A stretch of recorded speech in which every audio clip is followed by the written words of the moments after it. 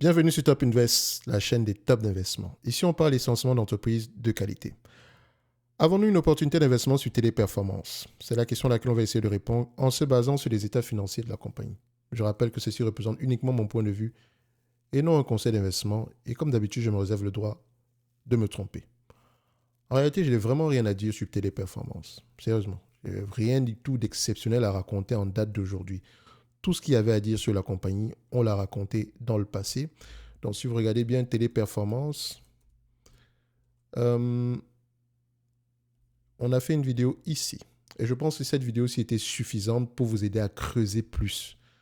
Parce que comme je vous dis toujours, les vidéos qu'on fait ici, c'est pour susciter du questionnement et de l'intérêt. Point barre. Donc, le but n'est pas de faire des vidéos pour le nombre de vues ou des choses comme ça. Parce que si c'était juste le cas, Téléperformance, c'est une entreprise, je pourrais faire 100 vidéos par semaine sur Téléperformance, ou bien sur LVMH, ou bien sur Kering, ou bien sur Air Liquide, ou sur Total Energy, parce que ça reste des entreprises qui vous intéressent, n'est-ce pas? Donc, quand on parle de Téléperformance aujourd'hui, il y a quelques mois, le 18 du mois de août, j'avais partagé une note d'analyse ici, et puis d'ailleurs, il faut que je vais modifier ça. C'était une note d'analyse, donc on allait au-delà des rapports financiers, d'accord? On allait regarder à peu près, faire parler les chiffres. Pourquoi est-ce qu'un investissement sur Téléperformance pourrait être intéressant au prix actuel? Il me semble qu'on était aux alentours de 115 euros par là. Aujourd'hui, on n'est pas encore sorti de l'auberge, hein, mais nous avons une entreprise qui cote aujourd'hui à 150 euros, si je ne me trompe pas. À l'heure où je tourne cette vidéo-là, parce que on a un jour de retard ici, on est aux alentours de 150 euros. Donc, quand bien même vous l'aurez acheté le premier, si vous l'avez acheté le jour où on a sorti la vidéo ici, vous serez déjà en positif. Mais ce n'est pas ça qui est important. Je vais vous poser une question. Est-ce que le business a changé? Est-ce que le business de Téléperformance a changé? Oui, on n'achète pas un couteau qui tombe. Enfin, moi, je ne suis pas d'accord avec je ne sais même pas comment on appelle ça, mais quand j'entends quelqu'un me dire ça, ouais, mais on n'achète pas un couteau qui tombe. On ne parle pas de couteau ici. Je comprends, je comprends à peu près ce qu'on veut dire par rapport à un couteau qui tombe. Donc, ça dit que voilà, une action qui a tendance ici à descendre vers le sud. D'accord? Donc, ça fait ici, en l'occurrence, si l'image du couteau qui tombe, ça va vers le bas. Donc, voilà. Mais ça dépend du business, en fait. On n'est pas là pour acheter des. On n'est pas là pour le prix de l'action. On est là pour la valeur de l'action. Le prix et la valeur, c'est deux choses différentes. Ça, c'est le prix. Et vous savez, même ce qui m'intéresse quand on va analyser une compagnie, ce n'est pas le prix, c'est la valeur. Et la valeur se retrouve au niveau de la croissance, au niveau de la stabilité des marges, d'accord, et de la croissance des bénéfices nets et des free cash flow. Quand je parle de bénéfices nets ici, sachez que je parle des free cash flow. Et sur le cas de Téléperformance, si on vous dit aujourd'hui que je vous vends cette entreprise à 144 dollars, 144 euros, je vais dire, OK, 144 euros, ça me rapporte combien en termes de dividendes? Vous avez une entreprise ici qui a la possibilité de vous verser. Elle n'a pas, l'année 2023, je pense pas, elle n'a pas encore publié ses résultats financiers, mais les analystes s'attendent ici à du 13,87 €. Et c'est un business prévisible, OK, par rapport au prix actuel, disons à 150 euros. Donc, on me demande de payer 150 euros pour une entreprise qui pourrait au moins me reverser 13,87 € à long terme. Ça fait 9% de rendement. C'est intéressant? Il y a de grandes chances que oui. N'est-ce pas? Donc, pourquoi est-ce que quand on vous vend la même entreprise à 100 euros, je pense même qu'elle a touché un point plus bas ici à, je pense, 96 euros par là, pourquoi ça ne vous intéresse plus? Parce qu'il y a des nuages gris à l'horizon. Et quand on parle même de ces nuages gris à l'horizon là, est-ce que quelqu'un ait essayé de se poser la question de savoir et si c'était juste un effet temporaire? Oui, parce qu'on sait pas, quand on parle ici d'intelligence artificielle, etc., on ne se pose jamais la question de savoir est-ce que ça pourrait même être bénéfique pour Téléperformance? Est-ce qu'on se pose ce genre de questions-là? Est-ce que vous avez vu à peu près l'avènement de l'intelligence artificielle du point de vue de ceux qui accordent des contrats à Téléperformance? Je ne pense pas. Les chiffres en eux-mêmes, ils n'ont pas beaucoup changé. Hein. Ils n'ont pas beaucoup changé sur les 6 derniers mois. On est toujours assez optimiste sur Téléperformance. L'acquisition avec Majorel ils ont bouclé l'acquisition ici. Et le business s'attend à produire du 19,32 € d'ici 2027. Revenons sur le même exemple. on me demande de payer, disons, 19 euros pour un business qui se vend aujourd'hui. On me demande de payer 97 euros sur un business qui pourrait me rapporter 19 euros d'ici 2026. Ça fait un rendement de combien? 19%. 19%. Et quand je plonge un tout petit peu dans les rapports financiers, quand je mets un peu mon nez au niveau du business de l'entreprise ici, au niveau de l'industrie, tout ce qui revient ici, c'est que du positif. Ce business échange à moins de 10 fois les bénéfices. 10 fois les bénéfices, les amis. Et vous pouvez le voir. J'ai fait je ne sais pas combien de vidéos qui n'avaient même pas de rapport avec Téléperformance, où je vous disais toujours, s'il vous plaît, allez au-delà des chiffres. Intéressez-vous à ce business-là. Demain, tu vas voir, à 200 euros, tu vas voir des gens qui ça va les intéresser, littéralement. Moi, je continue à penser que Téléperformance ira au-delà des 200 euros. Que ce soit aujourd'hui, que ce soit demain, que ce soit après-demain, ce n'est pas plus grave que ça. L'essentiel ici, pour moi, c'est cette courbe-ci. Je veux la croissance des bénéfices nets. C'est bien les bénéfices nets, mais est-ce que les free cash flow suivent? C'est un business qui crache du cash, littéralement. Qu'est-ce qu'ils font avec ce cash-là? On fait des acquisitions, on rembourse la dette. Et c'est ça que moi j'aime. C'est ça qui m'intéresse à la fin de la journée. Le prix, tout ça, il va avoir tendance à varier. Pour moi, le prix n'est qu'une opportunité. La variation de prix représente une opportunité pour moi. Quand tu regardes même ici le rendement ici par rapport à l'utilisation des actifs, c'est près de 20% en supplément. Ce n'est pas un business qui va mourir demain. Et j'utilise ici le ROTCE. Je n'aime pas le ROCE ici. Parce que je préfère utiliser des actifs tangibles. Parce que dans le ROCE, vous avez de l'intangible ici et il faut toujours l'ajuster. Parce que l'intangible ici, vous pouvez faire des acquisitions ici, ça va augmenter l'intangible alors qu'ici, les bénéfices nets sont de plus en plus élevés. Bref, je préfère ici enlever le gras comme je l'appelle. Donc, c'est intéressant. Ça reste intéressant. Vous voyez? Donc, sur Téléperformance au prix actuel, est-ce qu'il faudrait répéter la même chose qu'on a eu tendance à répéter par le passé? Et je vais vous poser une question. Quand Téléperformance s'est changé à 100 euros, quel était ton sentiment? Quand Téléperformance, est-ce que tu as eu un PRU à 200 euros? Et si tu as eu un PRU à 200 euros, est-ce que tu penses que tu as fait une erreur? Comparez toujours votre prix d'acquisition par rapport aux bénéfices nets actuels et futurs, par rapport au potentiel. Toujours. Donc, si moi j'ai acheté du Téléperformance à 20 euros, je m'en fous de savoir si l'entreprise a baissé, je ne sais pas moi, de 100%, de 50% que les plus hauts aujourd'hui ou bien de 70%. Mon bénéfice net, là, c'est ça qui m'intéresse. Mon rendement par rapport à mes bénéfices nets est plus élevé. On est presque à 100% par rapport aux 20 euros que moi j'ai payé ici. Et si j'ai même payé 16 euros en 2020, vous pensez vraiment que je stresse sur du Téléperformance? Ceux même qui sont intéressés par le dividende, est-ce que vous vous êtes rendu compte que c'était même une opportunité du point de vue rendement de dividende? Parce que ce qu'on reverse en date d'aujourd'hui, c'est rien du tout par rapport à ce qu'on pourrait faire réellement. Donc, encore une fois, vous voyez que le marché est là pour vous servir. D'accord? Il est là pour vous servir. Donc, quand on vous présente un prix à 500 euros, à 400 euros, si ça ne vous intéresse pas, vous passez. Vous n'allez pas acheter du Téléperformance parce que ça monte.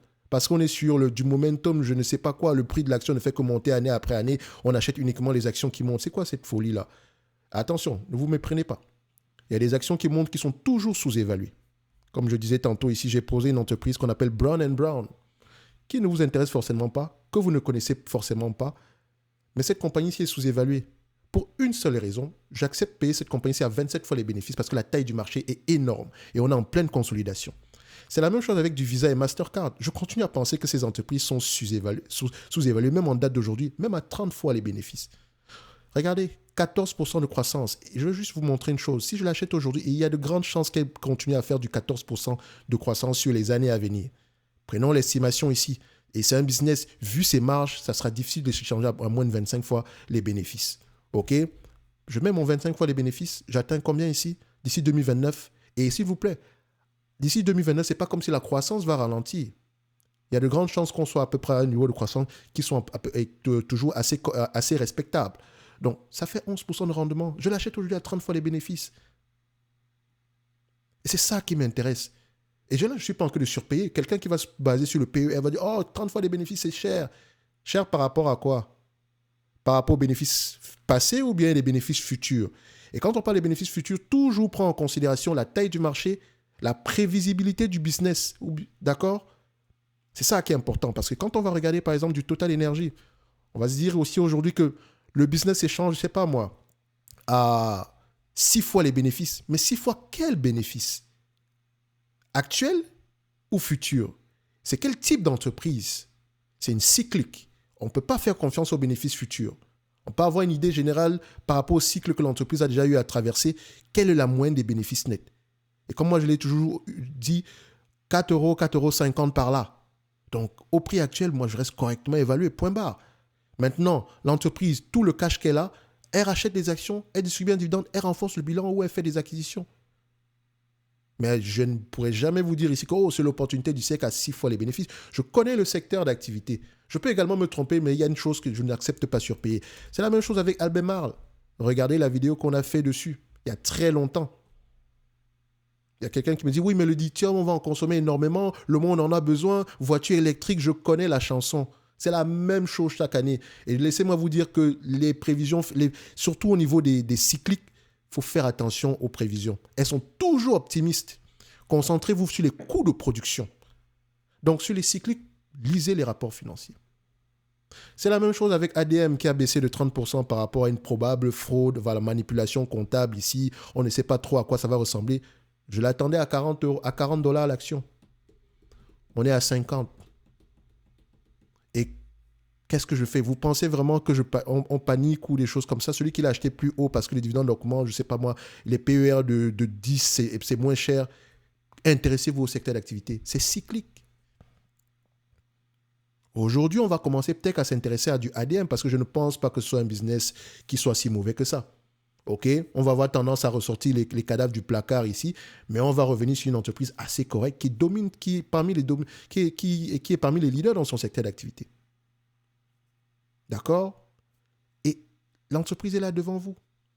Vous pensez vraiment que je le rachète à 93? La vidéo est là. Ce n'est pas une affaire inventée. Vous pouvez aller revoir.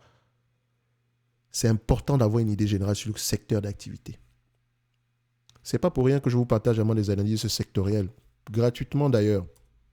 Mais même merci, parfois je ne reçois pas. C'est pas plus grave que ça. Moi j'aime ça en fait parce qu'à la fin de la journée, ça me permet de comprendre le business au-delà des chiffres et d'être plus serein quand j'essaie d'investir. Je sais qu'aujourd'hui je vais parler d'autres entreprises que Téléperformance, mais je vais juste revenir sur ça ressemble à quoi investir à long terme. Ça ressemble à ça. Ce n'est pas un long fleuve tranquille. Et vous êtes là pour maximiser le rendement par rapport à vos coûts d'acquisition. Pas là pour acheter des entreprises à n'importe quel prix. Téléperformance aujourd'hui à 145 €. Qu'est-ce qu'on fait? 145 $. On fait quoi? On patiente? On panique? Parce que le prix, c'était à 400, c'était à 300 € il y a quelques temps. Ce n'est pas ça qui nous intéresse, c'est les bénéfices nets qui nous intéressent. PayPal aujourd'hui, pour moi, PayPal reste un value play. La croissance a ralenti, etc. Mais ce n'est pas plus grave que ça. Tu me vends ça à 10 fois les bénéfices presque de 2026. Et ça reste un business qui somme toute assez prévisible. On n'est pas à l'abri des acquisitions, etc. OK, on pourrait revenir sur Netflix. Rappelez-vous de Netflix en janvier 2022. Quand tout le monde paniquait sur Netflix, intéressez-vous au business, c'est une machine de guerre. Aujourd'hui, extraordinaire. Adobe, vous vous souvenez d'Adobe quand elle a fait l'acquisition de Figma, qu'elle a finalement abandonné. Aujourd'hui, on parle de quoi? Et ça sera toujours comme ça. Vous savez, moi, j'adore les actions qui se cassent la gueule en bourse. Dernièrement, on parlait des rates. Realty Income, j'ai partagé une note d'analyse sur les rates dernièrement. Sur les rates, on regarde les FFO au minimum. OK? J'ai partagé une note d'analyse dernièrement. Les rates au niveau, celles qui vendent ici, celles qui sont dans l'immobilier de bureau vont avoir tendance à souffrir, mais toutes ne sont pas logées à la même enseigne. Ça, c'est l'immobilier de bureau. Les rates dans le secteur ici du résidentiel, ils vont avoir tendance à bien se comporter. On vous vend encore du Mid-America à ce prix-là. Intéressez-vous à la qualité. MBUU, que j'aime bien, secteur assez cyclique. OK? Aujourd'hui, on s'attend à des bénéfices nets de moins en moins élevés. C'est aujourd'hui que cette compagnie-ci devrait commencer à nous intéresser. Ça ne bouge pas beaucoup, mais c'est un secteur en pleine consolidation. On peut parler de quelle entreprise encore qui me vient en tête? HP. D'accord? HP. HP est extrêmement sous-évalué. Ils ont vendu énormément d'appareils pendant la pandémie. La moyenne ici, après le renouvellement moyen ici est de 4 ans. Donc, après 4 années, on renouvelle nos ordinateurs portables. 1, 2, 3, 4. Enfin, Quand on dit 4, il y a certaines personnes qui l'ont acheté cette année, il y a en 2019 qui vont renouveler en 2023. Donc dites-vous que ici, c'est également un value play. Tu me vends ça à 10 fois les bénéfices. Qu'est-ce que tu veux? Et c'est une machine, elle crache du cash. Oui, les ordinateurs portables, c'est plus trop ça. On a des téléphones, mais on en a toujours besoin. On en vend. Et c'est un marché qui est déjà assez consolidé comme ça. Bref, il y a toujours des opportunités sur le marché. Hein. Mais si vous achetez une entreprise à 10 $, soyez prêt à l'acheter à 5 $. Ou à 10 €, à 5 €, comme vous voulez. Tout ce qui va vous permettre d'acheter l'entreprise à un prix plus bas, c'est votre connaissance du business model. Je parle toujours de CVS. Moi, je détiens du CVS. Je dors sur mes 2 oreilles, comme vous ne pouvez même pas imaginer. Le prix est là, ça ne change pas. 8 fois les bénéfices, donc à chaque fois que moi je l'achète ici, moi je vois 11% de rendement. Toi, tu vois 3,60% ici, 3,6% ici de dividendes. Moi, c'est ce chiffre qui m'intéresse, mon coût d'acquisition, mon rendement par rapport à mon coût d'acquisition. Est-ce que le business model également a du sens? Bien sûr. Mais tu penses que je vais aller acheter du Walgreens parce que tu me vends ça à ce prix? Jamais, je comprends le business et je sais que ça, c'est un truc qui ne va pas m'intéresser. Parlons ici de ces entreprises. McKesson. Cette compagnie reste sous-évaluée. Je parle d'une chose. Est-ce que vous savez que si vous avez raté le virage aux Ozempic, machin et tout le reste, est-ce que vous savez que vous pouvez rattraper cette hype-là avec cette compagnie? Cette entreprise se rémunère par rapport au prix, au volume de vente et au prix de vente des médicaments. Vous savez comment je sais ça? Parce que je comprends le secteur d'activité. Parce qu'entre cette année-ci et cette année, je détenais cette compagnie-ci sans qu'elle ne fasse rien du tout d'exceptionnel. Du point de vue prix de l'action, c'était mort. Rien du tout. Pendant quoi? 2017, 2020, presque 4 ans par là. Ce qui m'intéressait avant tout, c'est mon rendement sur coût d'acquisition. Je l'ai acheté à 7 fois les free cash flow. Pensez vraiment ça va m'étonner. Pour un prix, si tu l'achètes aux alentours, un prix aux alentours ici, voilà. On a combien ici? Disons qu'on a un prix moyen aux alentours de 150 $. Aujourd'hui, c'est 487 $ et je continue à dire qu'elle est sous-évaluée. Elle domine son secteur d'activité.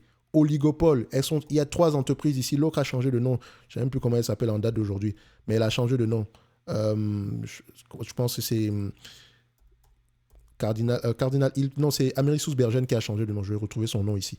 Donc, je pense également le ticket a dû changer entre-temps. Bref, Cardinal Hill également est sous-évalué. Même au prix actuel. Et ces entreprises ont racheté massivement leurs actions. Donc, investir à long terme, ça ressemble à ça. Vous pouvez avoir raison et le marché vous donner tort pendant plusieurs années. Ce qui vous intéresse, ce qui devrait nous intéresser, c'est la stabilité des bénéfices nets. D'accord? On veut des entreprises qui crachent du cash littéralement. OK? C'est ça qui devrait nous intéresser à long terme. Comme du global payment. Les bancaires également. Même les entreprises qui pourraient sembler sous-évaluées en date d'aujourd'hui, comme United Health, pour moi, qui représentent toujours des opportunités d'investissement au prix actuel. Je ne refuse pas de payer 20 fois les bénéfices pour un business qui pourrait croître de 10% en moyenne sur les 5 prochaines années. Jamais de la vie. Ça ne se refuse pas. OK? Dans Téléperformance, aujourd'hui, le prix reste assez intéressant. Les vidéos précédentes sont toujours d'actualité. Je vous encourage à aller voir celle du mois de août ici. C'est ce genre de vidéo-là que moi j'aime. Donc, j'ai également partagé quelques entreprises ici dernièrement. On va faire la revue. Hein. On parle de Téléperformance, mais ça implique beaucoup d'entreprises. OK? Quoi donc, il y a quoi là que j'ai sorti dernièrement comme vidéo? On va regarder ça ici. Hein. BAT, Altria, au pire des cas, il y aura des consolidations parce que c'est un secteur qui est extrêmement sous-évalué. Hershey, même au prix actuel, reste sous-évalué. Microchip est une belle entreprise. Je suis en train de lire présentement dessus. Kinder Morgan également était intéressant. Robertet est intéressant. Charles Schwab est intéressant. Rémi Cointreau, j'ai un problème avec ses free cash flow. Stanley Black & Decker, si vous avez le cœur bien accroché, ce n'est peut-être pas fou. United, vous le voyez. Troisième a sorti ses résultats financiers aujourd'hui. Est-ce que je vais vous dire rien d'exceptionnel? Il n'y a rien du tout. Ils sont conformes à la note d'analyse qu'on a ici. Toujours les procès, etc. Mais ce n'est pas plus récent que ça. D'accord? ASML, on ne refuse pas de payer un prix actuel. Acuity, sous-évalué. On continue. La liste est là. Des entreprises qui ne vont peut-être pas vous intéresser. OpenText est extrêmement sous-évalué. Elle dit extrêmement. OTEX, elle est là. OK. On a ça ici. OpenText. Voilà. Vous l'avez ici. Elle a fait une acquisition dernièrement, donc on s'attend à des bénéfices. Et c'est un business assez prévisible. C'est posé là. Devant vous. Littéralement. Alimentation couche-tard est également sous-évaluée. Elle s'échange à combien? 20 fois les bénéfices actuels. Et c'est un marché en pleine consolidation. Regardez la taille du marché. Constellation Software est également sous-évaluée. Même au prix actuel, à 42 fois les bénéfices. C'est un marché énorme, en pleine consolidation également. Donc il y a des entreprises pareilles. Midley Buy, j'en parle souvent. Et je suis en train de vous donner mon top 5 comme ça, comme les blagues. Sous-évalué, même au prix actuel. Fun, qui va fusionner avec Cedar Fair, qui va fusionner ici avec la compagnie qu'on appelle Six Flags. C'est deux entités sous-évaluées qui fusionnent. Ça donne quoi? Une entité sous-évaluée. Faites attention, concentrez-vous ici au niveau des free cash flow et au niveau des FFO. C'est deux entreprises qui sont leaders dans leur activité au niveau des packs d'attraction. Et quand on consolide, il n'y a pas de concurrence par les prix. D'accord? On dégage des économies d'échelle. Ces deux entreprises sont sous-évaluées.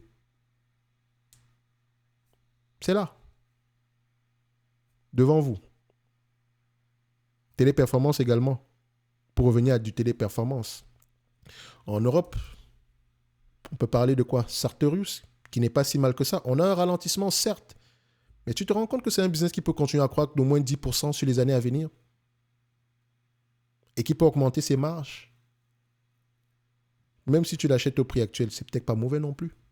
Et comme je dis toujours ici, concentrez-vous sur les business. Concentrez-vous sur les business. Allez lire les rapports financiers. C'est très important. Ce n'est que ça qui vous aide à court terme. Ce n'est pas les news ou je sais pas, ou bien l'analyste est de plus en plus optimiste sur leur compagnie. C'est le même analyste qui t'a annoncé leur compagnie à $500. Et je n'ai pas un problème avec les analystes parce que ce qui est important, c'est voir leur optimisme ou bien leur pessimisme. Et derrière le 500, l'objectif de prix, quel est le raisonnement? Moi, quand je vous donne un objectif de prix ici à $200, vous savez que j'ai pris 25 fois les bénéfices, 5% de marge, etc., etc.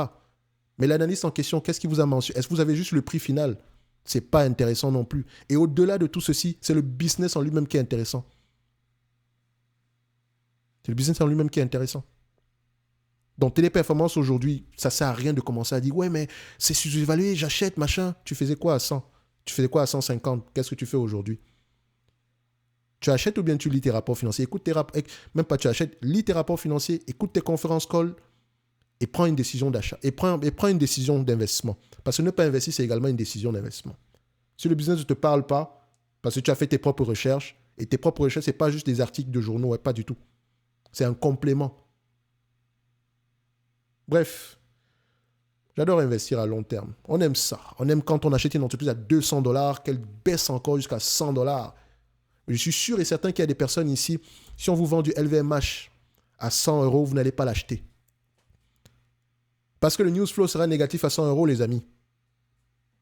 Et pourtant, on va acheter du L'Oréal au prix actuel parce que l'action monte. Je n'achète pas du L'Oréal au prix actuel. C'est trop élevé. Pour la croissance espérée ici. 35 fois les... Non, je ne mets jamais. Pas à ce prix-là. Même si on extrapole un tout petit peu, admettons que c'est 25 fois les bénéfices, elle est très belle, etc., etc. On met l'estimation ici, disons, voilà, je l'achète à, disons, 25 fois les bénéfices. Bah, d'accord. Parce que la croissance est toujours incertaine, faites attention. Il ne faut pas essayer de surpayer pour la croissance. Donc, on pourrait s'attendre ici à un business qui soit à la limite correctement évalué pour cette compagnie. Et pourtant... le momentum, il est là.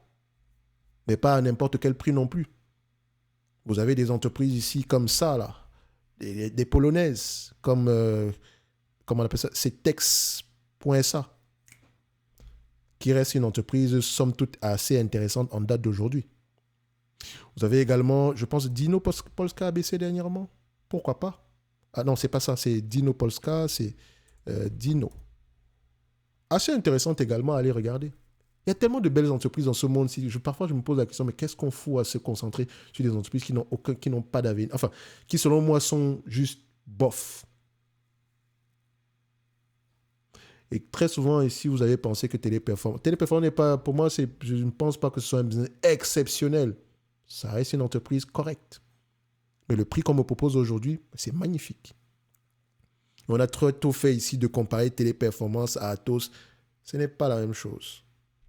Même si on a de la croissance externalisée ici, il faut souvent faire attention à la croissance externe. Bref, j'ai trop parlé. Je ne voulais pas parler de Téléperformance ici. On va revenir peut-être à 200 €. Mais si vous voulez voir une vidéo sur Téléperformance, allez regarder celle du 18 du mois d'août ici. D'accord? Donc, n'oubliez pas, en lien dans la description de la vidéo ici, vous avez les notes d'analyse qui sont essentiellement basées sur moi, la lecture des rapports financiers, des coûts des conférences call. Je vous donne un avis sur une entreprise qui, moi, me semble sous-évaluée en date d'aujourd'hui. Et je continue à faire le suivi derrière. Jusqu'au 29 du mois de février, vous les avez gratuitement. Au-delà du 29 du mois de février, si ça vous intéresse, vous pourrez continuer ou pas. D'accord? Donc, un like, un abonnement, ça fait toujours plaisir. Merci.